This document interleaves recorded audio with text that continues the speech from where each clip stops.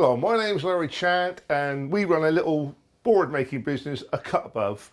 It's a retirement project. We've been going now for 18 months and it all started when I was coming to retirement and my wife said to me, "You always promised to make me an end grain cutting board."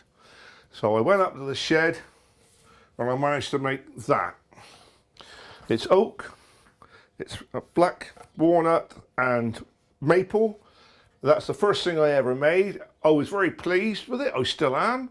And I thought to myself, well, I enjoyed that, I might well make another. And as you can see, a couple hundred later, I'm still going. I've started mixing up what I make, obviously. I don't just make regular boards, I make all sorts. But me and my wife, between us, we managed to be able to do this. Well, she looks after her mum, which is still alive, bless her. So she cares for her. We can go and sell a few of these at shows. She does a lot of the polishing and finishing. And between us, we're running a little, well, relatively successful little business. So hopefully you enjoy what I make. Come and buy one, and it'll help me continue with my process of making some more. This is a selection, a small selection of the boards that I've made, some long grained and some ungrained, fancy the guitar, just to show what you can do when you're using a decent bandsaw. The whole thing is, the better the kit, the nicer you can get the joints. You get really tight, neat joints on all of it.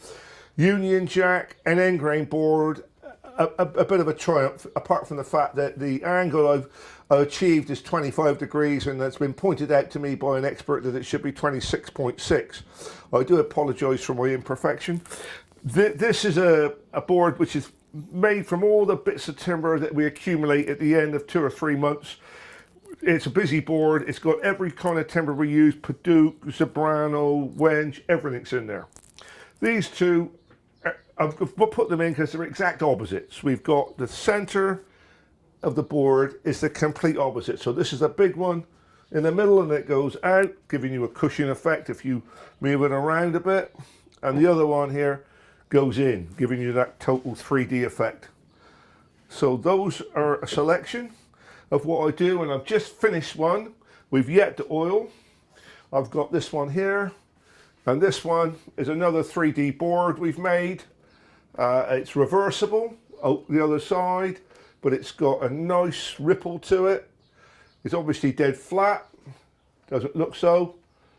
And that is my latest little beauty, and I love it. I hope you do too.